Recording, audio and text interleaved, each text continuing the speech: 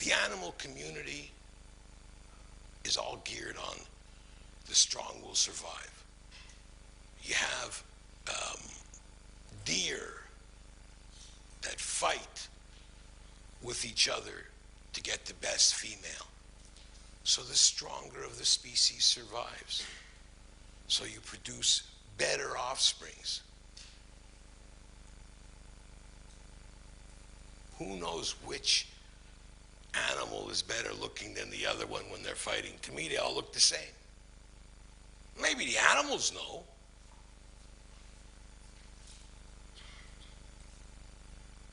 I always say, if I come back as an animal, it's easy. I want to be a lion. Lion has the best life. He has a pride, which is a harem. The females take care of the young. They do most of the hunting. And he lies around fucking, eating, and licking his balls. What's a better life than that?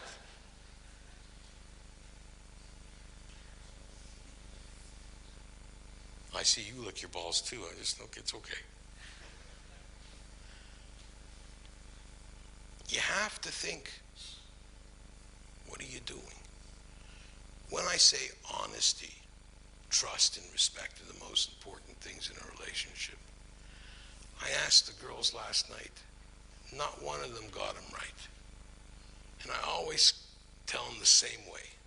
I'm going to ask you, what are the three most important things in any relationship?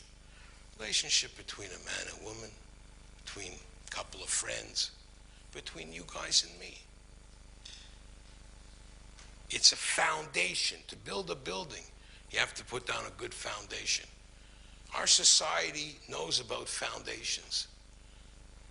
To make something work, it's got to have a good foundation. If it's got a weak foundation, nothing works. If you're afraid to be honest, you start lying to them right away, it falls apart. And if you're going to start lying, you got to have a super memory. There's only one honesty. There's only one trust. There's two respects. Fear and admiration. That's all.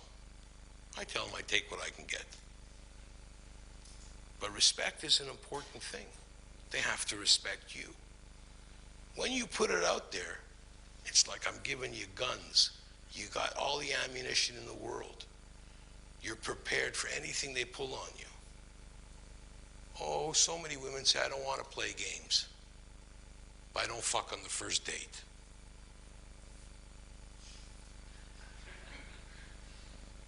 Here we go.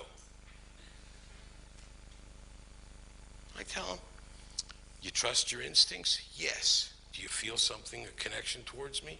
Yes. So let's go to my apartment. Oh no, I don't fuck on the first date. So that's a rule. Read me the rest of your rules. I'd like to know the rules. You have a bunch of rules, let me know. Then I can decide if I want to continue.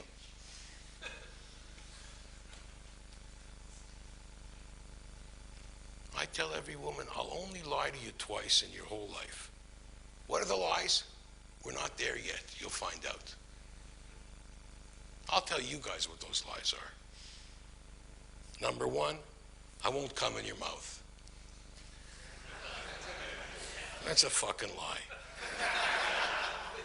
Number two, it won't hurt when I put it in your ass. That's it. Finished. Oh, I'm just putting it against your ass. Tell me when it hurts and I'll stop. And I ram it in as hard as I can.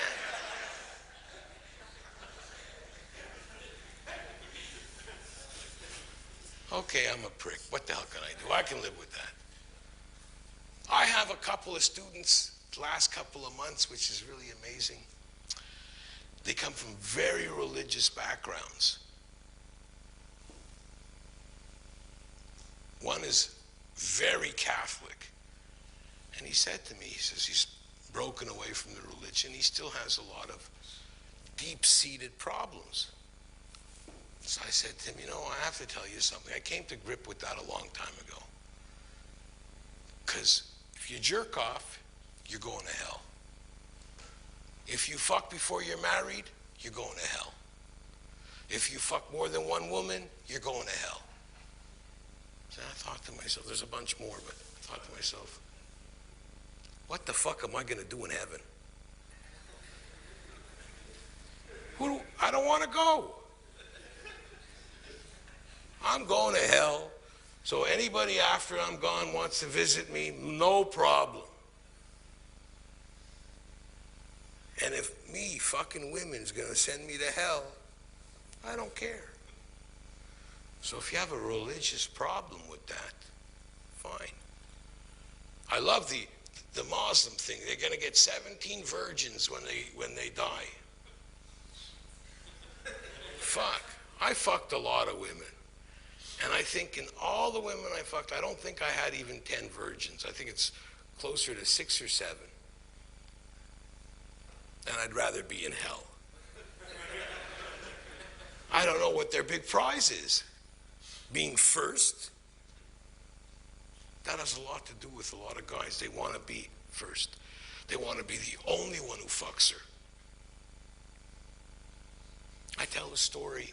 When I was in my 30s, I fucked, or I was about to fuck, a 32-year-old or 33-year-old girl. Making out with her, went into her mother was out of town. I was going to fuck her in her mother's bed. And just about to get on top of her, she sucked on my dick for a while. We were playing for a while. And she says, I have a big surprise for you. And I go, so do I. So she says to me, I'm a virgin. Fuck. I jumped out of bed. I got dressed. She says, where are you going? I go, you think it's more precious than I think it is. If you've been saving for 33 years, save it for somebody who'll appreciate it. I don't think it's so precious. That attitude that she's giving you this prize. Hell, it's not a prize. Most guys work harder than women do. If they have that attitude, you're only going to be in trouble. They gave you their pussy. Whoa. I'm a lucky guy. I got a lot of women gave me their pussy. It's no big prize. There's more pussy out there than you can imagine. And you know, I never know what I'm going to talk about when I come out here. I have a general idea because I tell the same thing to everybody, basically. Unless I'm talking to somebody individually and we hone in on their particular difficulty.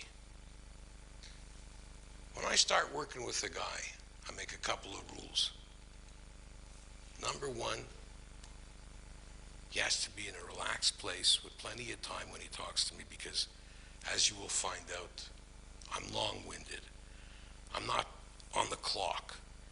When I'm trying to get a point out, I want you to understand my point.